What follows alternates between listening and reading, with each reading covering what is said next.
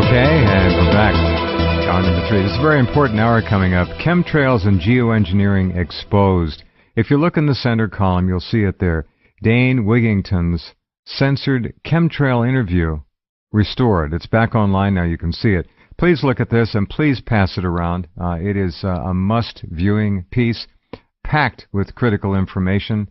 I would also suggest you continue on down the column and look at some of the other stories there. Lots of videos.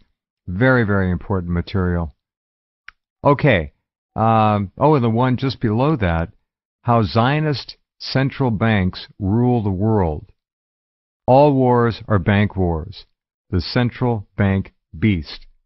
That's just as important on a different subject. They're back-to-back right there in the middle, so do yourself a real treat and avail yourself of information and knowledge and wisdom that you'll find nowhere else except those two videos. Dane, are you there? Yes. Welcome back. Thank you very much for having me. Thanks for continuing to address this issue.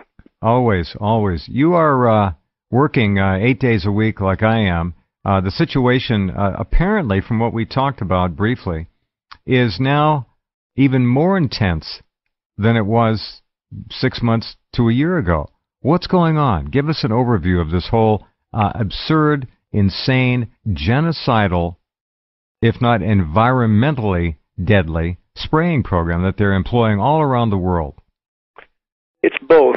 It's certainly both. And the programs appear to be increasingly ramped up, Jeff. And the part of the paradox of that is the more damage they do from the spraying that they've already done, the more they appear to be trying to spray to cover up that damage. And the ecosystems that have taken 5-6 decades of this now, and again ramped up in late 99, 2005, 2006, 2008, several periods they were ramped up. But quite simply, ecosystems around the globe are now beginning to completely buckle from the constant bombardment with these toxic particulates. And people should get their arms around the fact that it takes a tremendous amount of material to block fully 20% of the sun's incoming direct rays, and that's the official figure right now in all science circles for global dimming. Really? Really? Yes. So, okay, are you saying that geoengineering aerosol spraying has been effective to the extent that it's actually blocking about 20%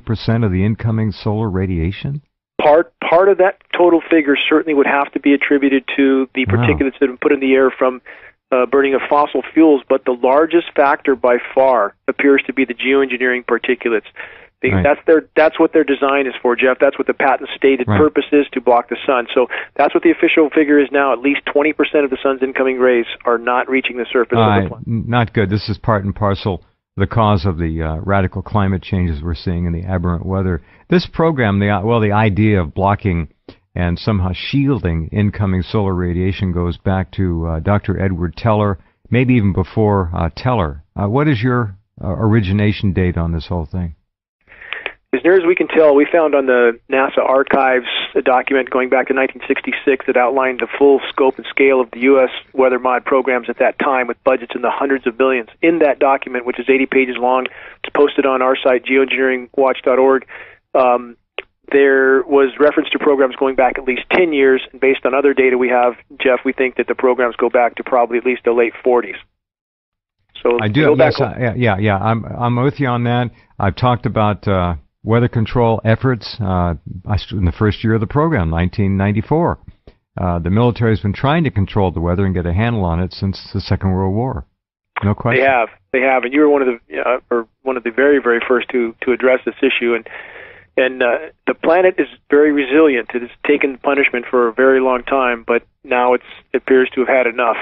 And now climate feedback loops are kicking in that are literally global game-changing events in and of themselves. And give me a couple examples, would you? If the systems are beginning to buckle from the onslaught, not good. Obviously catastrophic, potentially. And if this species were to abandon the planet or be killed off, which may happen, may kill itself off, in time, over the millennia, maybe even longer, the Earth would recover. But right now, you're saying that systems are beginning to falter. They're definitely beginning to falter. Methane mass expulsion alone, which appears to be already triggered and occurring in the East Siberian Shelf of the Arctic, that again is a global game-changing event by itself, based on previous methane mass expulsions. Two primary ones we know of: 55 million years ago, the Pedum event, Paleocene, Eocene thermal maximum. Depending on the study you look at, 70% terrestrial extinction, as much as 90% aquatic extinction. Wow. These are global game-changing events. Now, with this event, we have other factors involved, the main factor being geoengineering. Now, human activity has not been good for the planet, certainly, but geoengineering appears to be the single biggest cause of climate disruption at this point. So we have a shredded ozone layer. We have boreal forests that are being poisoned. So we have a lot more worse factors going on now even than we had in the previous methane event.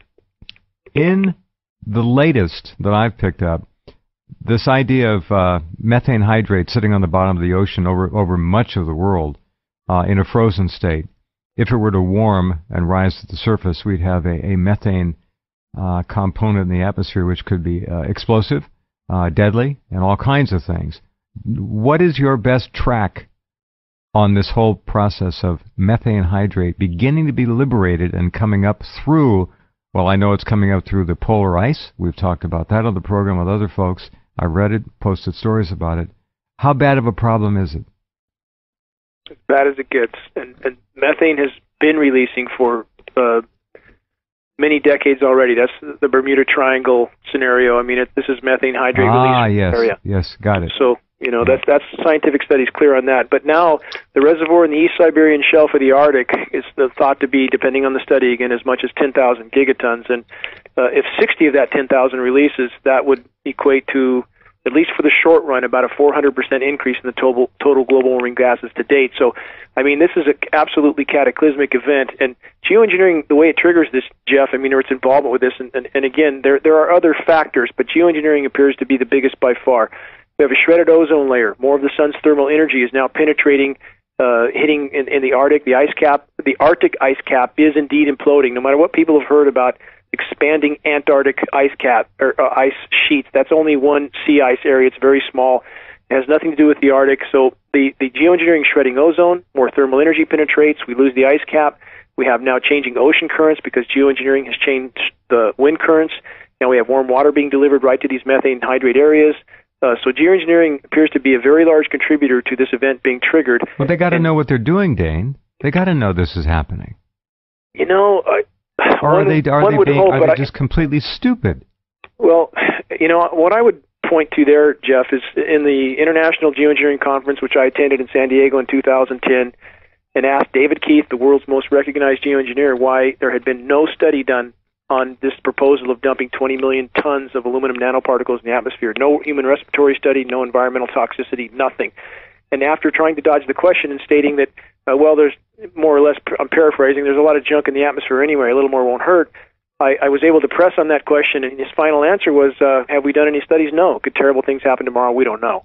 Well, what kind of a statement is that from a quote-unquote internationally recognized scientist? So I think they live in bubbles, Jeff, and they don't think about the consequences. Madness. Complete madness. Wow.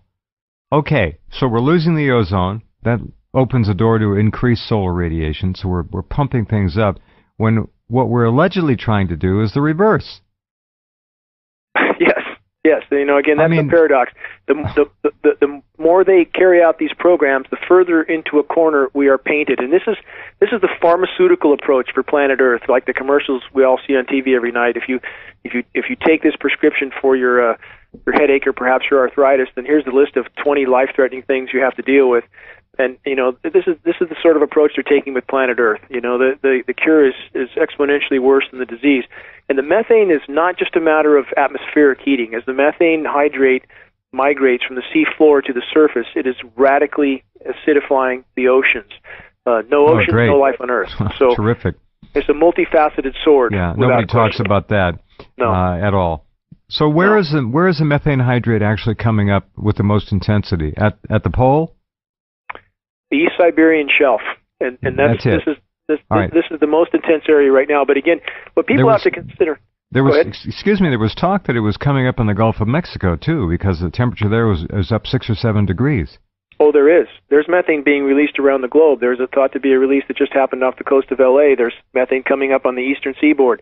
Methane's releasing in a great many locations, but none of these reservoirs compares with the reservoir in the Arctic. It's a much larger reservoir. It was talked about not long ago that this vast, incredible amount of methane hydrate frozen at the bottom of the seas should be mined and turned into energy. It doesn't look like we're going to have to go down there after it. It's coming after us. This is This is the notion that you could capture that is a really a ludicrous notion. I mean, two of the latest proposals from the AMIG group, the Arctic Methane Emergency Group, which is a group of scientists, geoscientists, Ken Caldera, some of the core people that push geoengineering. Their proposal for dealing with the methane in the atmosphere now is to take the ionosphere heaters, the Haarp facilities around the globe, and to basically nuke the hell out of the atmosphere with opposing frequencies in a desperate attempt to try to degrade the methane. That's about as out there as you can get. Another proposal was to use 1,000-ton sheets of plastic with 200-ton stainless steel rims to try to cap the methane on the seafloor. I mean, that functionally couldn't work. So they're desperate at this point. Yeah, well, not a chance. Let's put it that way. Not right now. It's like going in and decommissioning the 3 melted-through reactors at Fukushima. It would be about the same. Chance. Back in just a minute with Dane Wigington. Wigington's website is geoengineeringwatch.org. You can get there by clicking on his name right now and going right to it. A lot of information there as well. In the video are some images taken inside aircraft, and they show, instead of passenger seats, they show row after row of obvious liquid-bearing tanks, spray material. Now, these pictures have shown up not very frequently in the past. There have been explanations that some of them were designed to get FAA certification for aircraft and so forth. These are, to your knowledge, legitimate pictures taken by people and then smuggled out, so to speak?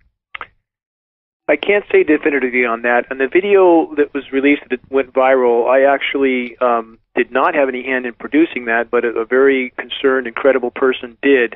And although, as you've stated, there have been attempts to claim that those tanks have nothing to do with this issue, I have never seen any evidence that would verify that to me, that would prove in any way that they are not part of this system. And again, the amount of complexity to the system shown in that picture would indicate something much more comprehensive than just Agree. If you needed to design an aircraft a spraying platform, that's exactly what it would look like, as far as I can tell. That's our feeling. That's our feeling too. So although there are those that try to debunk looks like a duck, walks like a duck, Yes. It's the same with those that claim that there's nothing going on above us and want us to prove that there is. I mean, virtually there is that it's actually going on. Every single dot connects, Jeff. I mean, we are being buried in a mountain of contamination. That's beyond argument. The lab tests prove that. Every breath we take is laden with this stuff. Every test is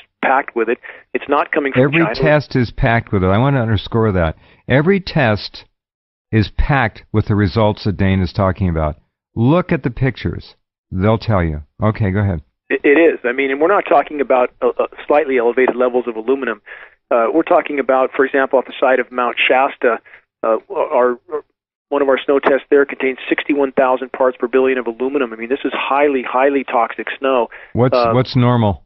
There should be less than 1 part per billion in that snow, given the location. So and what was the amount? 61,000 parts per billion. We're not talking about a slight percentage. We're talking about inconceivably high numbers. All right. Well, what happens over Mount Shasta, for those of you who don't know it, northbound air traffic, normal commercial traffic and spray traffic as well, goes right basically over the Mount Shasta area. The southbound comes down further out over the coast, but it's right there. And so it would come down directly if there was no wind. If the cross winds were minimal, well, it would come down on Mount Shasta actually from the southbound flights that are off coast.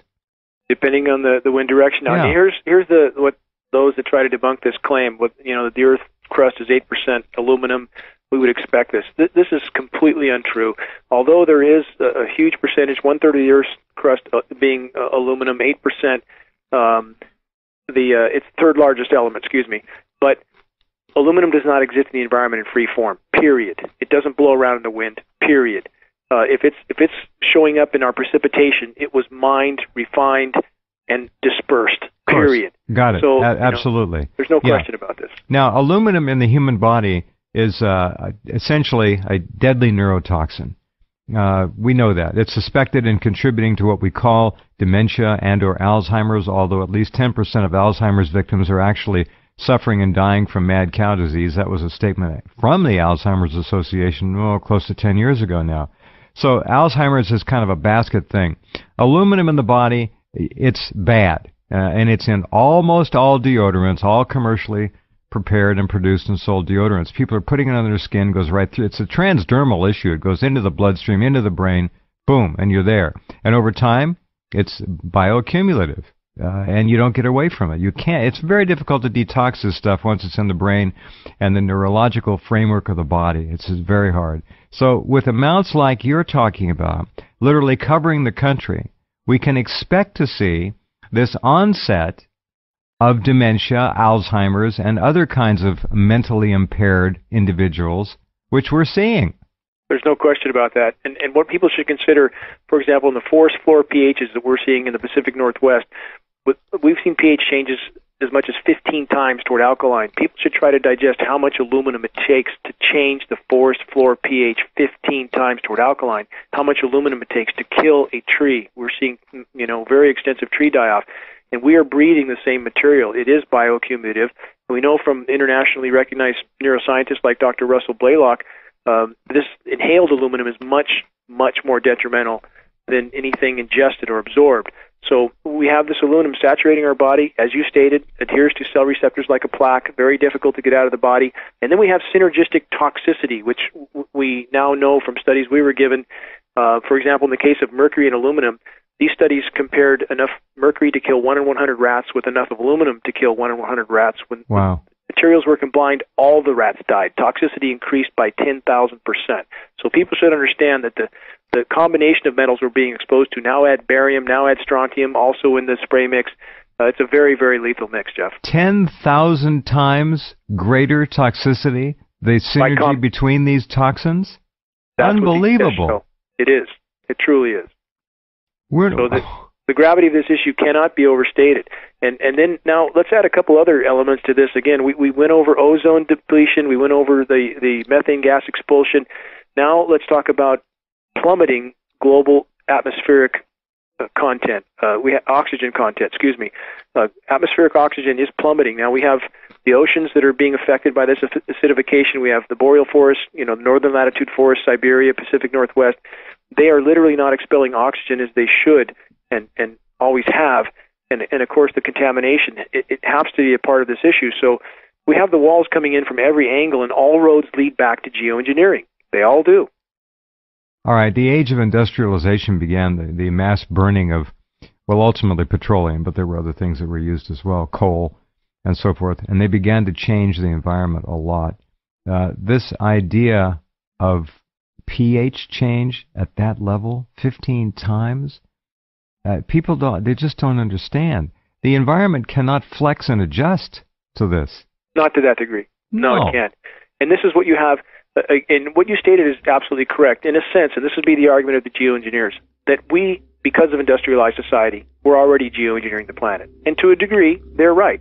The burning of 10, 20 million years of stored hydrocarbon into the atmosphere, certainly part of a geoengineering experiment. So their attitude is, let's just kick the bull in the backside again and try to throw some more wrenches into the works and see what the results will be. And that's folly of the worst order. We have enough science data now to know that these programs are doing nothing but harm. They can cool large regions temporarily, but extremely toxically, and it comes at the cost of a worsened overall warming. Look at the residue, for God's sake. Come on. Look, I'm really shocked that they would deploy a program like this when they have Cray supercomputers and they can literally string them together and come up with an exact duplicate of the planet Earth or any area they want, and they can feed all of these factors in, and they'll find out what the outcome will be. They'll know what the fallout is. They don't need to do this. Oh, it's all money. Yeah. Understood. Okay, we'll be right back with Dane in just a couple minutes. We're going to talk about how the spraying is being done. By dedicated spray planes, or are they jacking up to Jet A, the fuel that the commercial liners use? A lot of people believe that. I've seen it. I think that may be one of the main ways they're doing it. The airlines don't even know it. All right, hold on a sec. We'll come right back. Okay, back with Dane. So it started out that we did see clearly dedicated sprayers at work. We could watch them. Commercial airliners go from point A to point B. They don't make circles. They don't do loops. They don't do all the other things that we were seeing. Okay, now what do we have, Dane? A combination of both? Are they putting the stuff in the Jet A? What are they doing? Mathematically, the amount of material that it would take to do what we see would indicate that it's a payload disbursement. That doesn't mean that there's not something going on with the fuel as well, but by sheer quantity, we believe it to be payload disbursement. Now we have video, up close and personal video, from taken behind one of the spray planes. It's posted on our site. You can see the nozzle. That's a stunning piece of video. Yeah, that came from Tanker Enemy in Italy. Antonio and Rosario, very dedicated men who run that site. Excellent footage, and so we believe... They got somebody with a lot of guts to go up there in a small jet, a corporate jet of some kind, and track this plane. They did, and they did a tremendous job with it, and great guys. We salute them for it. It appears that both are being used. Project Cloverleaf, people can look this up online, appears to be the framework for which commercial aircraft, non-profitable routes, in fact, are being utilized and kept in the air. It serves several purposes. It artificially stimulates the economy and puts more aircraft in the air. So it appears commercial carriers are, in fact, being used. We're not pointing the finger at commercial pilots who would know nothing about this, as you indicated. This appears to be automated systems that are being used. But we do also see KC-135s, an aircraft that's quite easy to recognize from the ground, and they fly much lower, and they leave a much bigger swath, and we see tankers being used as well. So it would appear both. And now that we have the, as I mentioned to you off air, Jeff, the geoengineered snowstorms, which are occurring right now, this evening. There's a long parade of them, Weather Channel theater, that they seem to have designed around trying to really spin these weather events and ignore the fact that the snow's falling at 35, 38, 40, 45 degrees from artificial ice nucleation. We're trying to determine what's in that mix right now. I'm working with a couple physicists. Okay, but artificial ice nucleation. Yes. That's like seeding clouds for rain, but it's seeding the clouds in a way for snow. So correct. Tell us how it works. Correct. Now, we have a couple patents on this that doesn't necessarily reflect the process they're using, but because this last year the nucleation material seemed to be so strong, we were seeing things we've never before seen. So this is like the first aid kit on your shelf that sits at room temperature for 15 years, and you mix the chemicals together, you have ice. So certain chemicals nucleate water at much higher temperatures. So that's why we have this, quote, heavy wet snow that the Weather Channel continues to harp about. It's completely unnatural. The water content is far higher than any natural snow would be because the temperatures are far higher.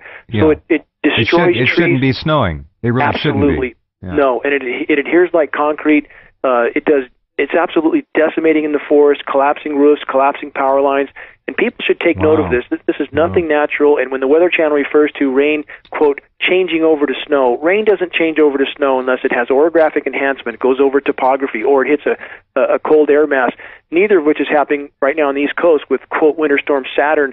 And in fact, today, their geoengineered snow event completely fell apart. And the Weather Channel meteorologists, which are nothing more than paid actors at this point, most of the day they're trying to explain why it was 45 degrees and raining instead of, quote, heavy wet snowing, and their whole forecast was completely wrong. They simply couldn't get ahead of it. You could see on the radar these bands of rain coming in, and you see blotches in the middle that would flash out the snow as they're dumping loads of this artificial nucleating material. I mean, completely unprecedented. You can watch it happening. You can see it happen. We're taping it, and we're going to be putting pieces together on it because once this is pointed out to them, Jeff, it's as obvious as heck.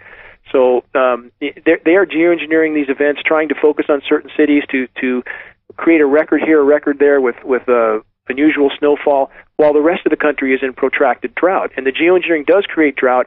Heavy blanket spaying off the west coast of the Pacific that causes drought. In fact, where I live, Jeff, in the last 7 years, we're about 200 inches of rain short where I live in 7 years.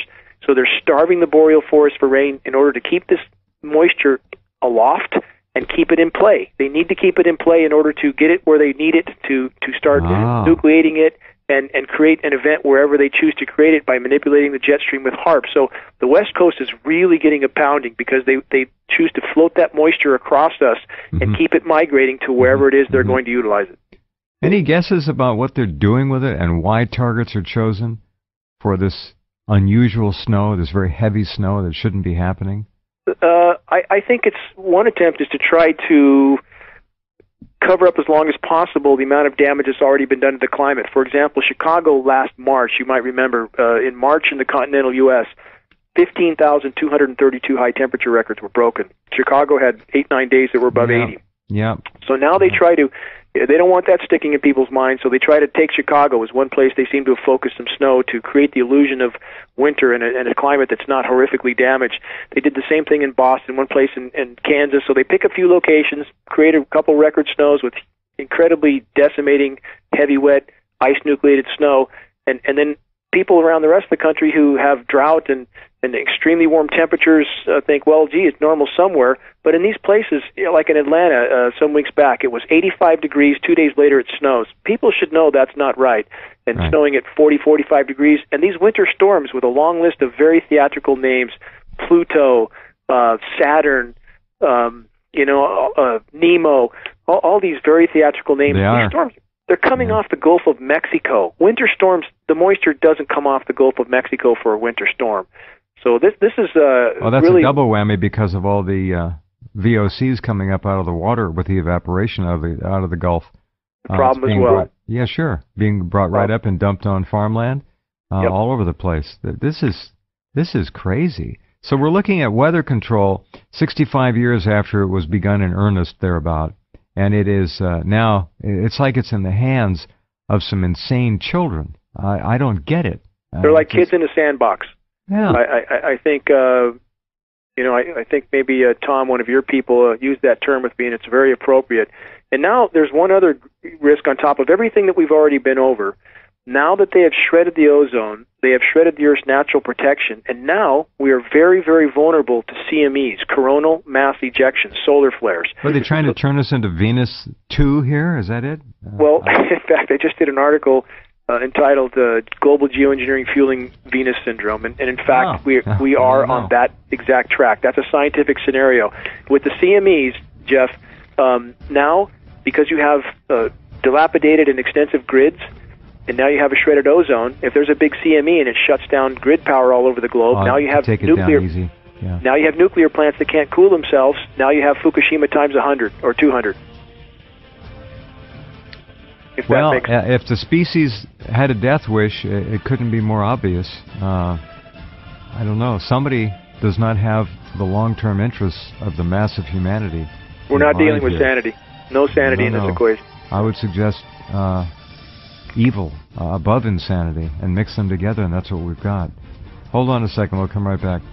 Okay, pretty amazing, isn't it, Dane, to watch this assault on us, our liberty, our Constitution, our way of life, our heritage, our history, our fabric and substance as a nation being attacked from every conceivable angle around the clock. Converging catastrophes. The walls are coming in from every side. On the geoengineering issue, the knowledge of this, especially in academia, is much broader than we realized. In the last month, I've had 3 scientists contact me, all from major universities, all alarmed as they could be about these programs. Really? Not asking you about whether or not they exist, but saying, hey, we got a problem. What are we going to do about it? Yes. One woman, by trying to share this information with her associates, she's told me she's been called into her room twice and told if she continues to discuss geoengineering, there'll be consequences. And another from a university that I know is involved with geoengineering. This was on campus? Yes, while at work, yes. And so another one from really one of the most major universities on the planet that is definitely involved with the geoengineering issue has told me that because of the information that's being disseminated by, thankfully, through people like you and with the efforts of all of us combined, that there were she is told defections now, people who were told these programs were for the common good, necessary to preserve the planet, now they realize they're anything but, and that there is defections going on. We hope that's the case because we believe that's the only way these programs can be stopped. If the scientists revolt and walk, they've got to. They've got to lead. They have to. Yes. And that's the goal. And everybody out there can help us with this task. Everybody must pick up this torch, and everybody can help us shoot the flaming arrows of information and start spot fires everywhere by sending out credible data to people who would care if they only knew, organizations, Alzheimer's, autism, ADD, ag groups. I mean, the list is really endless, forestry groups, and to help us disseminate information, it's up to all of us. Well, getting people to push back and stand up and get off their butts is not easy, especially when they look up and they... You know, a lot of people are just not used to seeing clear blue skies anymore. You know that. We've talked about this the last time you were on. People are not used to it. They're not. They brought it on very slowly for that purpose, and they put it into everything. In children's video games, you have geoengineering particulate trails, or i.e. chemtrails. You have really? Oh, they even put them in. So they're smart. They don't miss a trick. They're in. I've witnessed this myself. They're in kids' animated films, Cars, Over the Hedge. These kids' films have chemtrails in the films. It's a conditioning process where people have gotten used to it now. And people should understand, just because you don't see a trail from horizon to horizon doesn't mean you're not under a blanket of spray. The sky is blue, clouds are white. If you see these wispy, dirty, industrial, cobwebby-looking clouds, this silvery white overstory, you are under particulates, period. All of us are breathing this in with every breath. There's no getting away from it, period. So, and it stays, folks. It stays. It doesn't come out when you exhale. A lot of it pulls right into the blood. This is amazing. What's the size of the particulate? Have we done that? Less than a micron, I would imagine, in many cases. Far, far less. In fact, the stated size on geoengineering patents and other data indicate 10 nanometers. So we're talking about exponentially smaller. Oh, that's invisible to the naked eye. Oh, absolutely. And way far. Oh. And again, nobody's testing for this, so all of this goes under the radar. And Cal EPA, a high-level EPA meeting, I was in there, a closed-door meeting arranged by a congressional rep with 5 high-level people, told to my face the system's rigged, that they're testing for combustion particulates only. The rest of the sample goes out the window, and only very specialized equipment can even detect particles that small, so all of this goes under the radar. In the meantime, contaminating everything. Researchers from Norway have just indicated to us they've tested grass that the livestock is eating in Norway. They calculated how much aluminum a cow would eat in a year. It's a little less than a kilo. So we're talking about huge amounts of metal. Now they're seeing fluoride in the spray. A kilo of aluminum ingested by an average cow in a year? In slightly less than a year, yes. So now...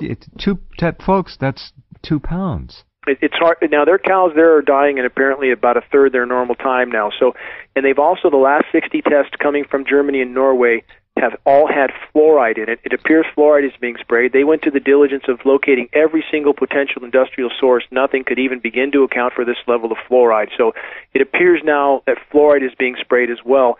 They also have just done a study that links the increased lethal effect of being saturated with these conductive particulates. And Canadian journalist, veteran journalist Will Thomas, who's now working with us at geoengineeringwatch.org, has just done an article on this issue, and it's posted on our site, that addresses the fact that now all the electronic signals we're exposed to are made much worse by the fact that our bodies are conductive from these particulates. So in every aspect, Jeff, there is nothing in the web of life that's not being horrifically affected by this one issue, geoengineering, and its total global contamination and decimation of Earth's natural systems. I mean, I heard very carefully what you said about how the game is rigged. The instrumentation used to sample air and allegedly detect toxins and metals, you can't even pick these things up.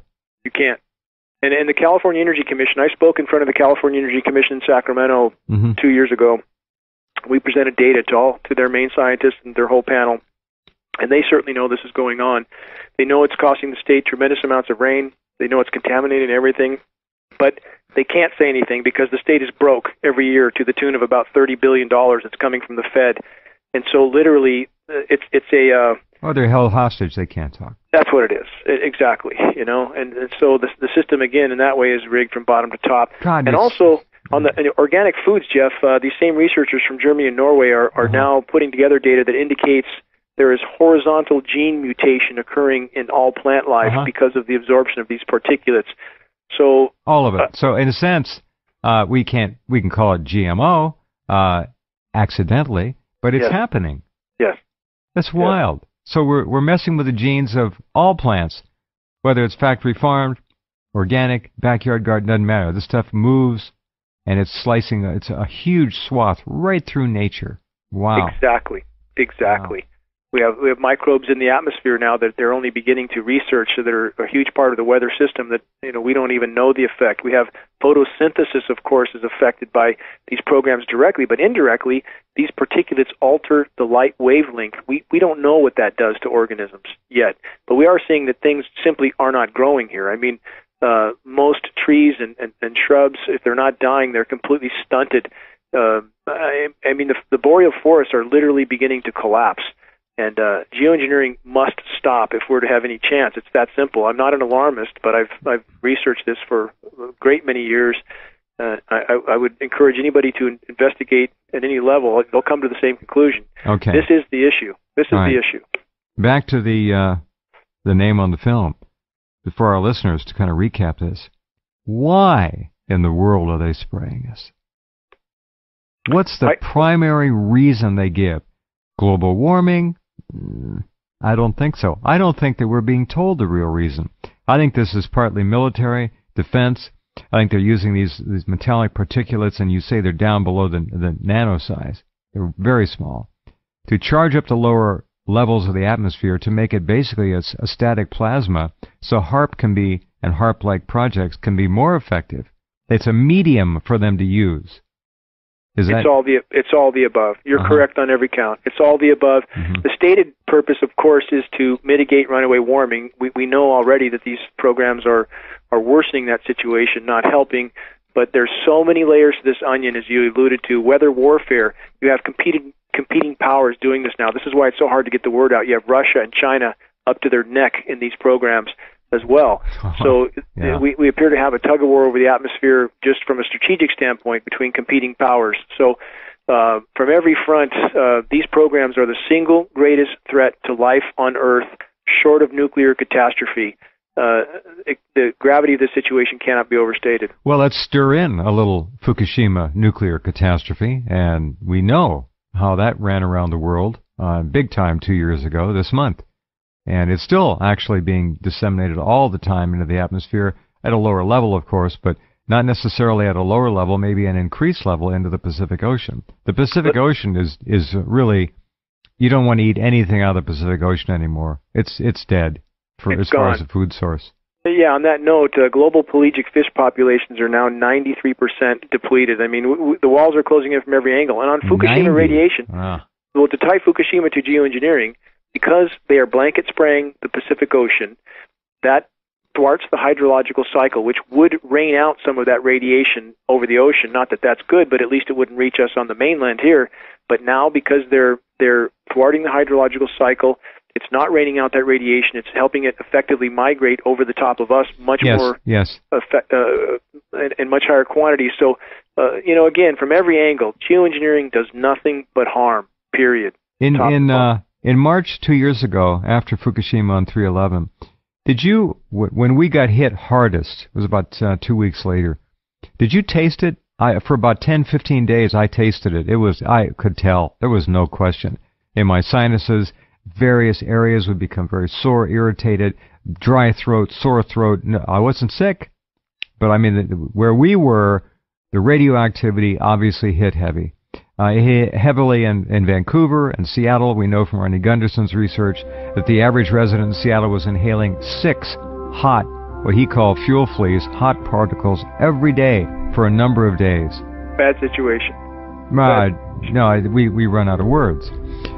Dane, you're doing heroic work. Please let me know when you want to come back on. We'll do our best to help you, as always. Thanks for giving us a voice, Jeff. Okay, good night. Take care. Well, there you go. do visit the website, and all I can suggest to all of you is be aware and help those who want to know. If you hear the door close, go on to the next person. Do your best. It's up to us. All right, we'll be back tomorrow. Take care.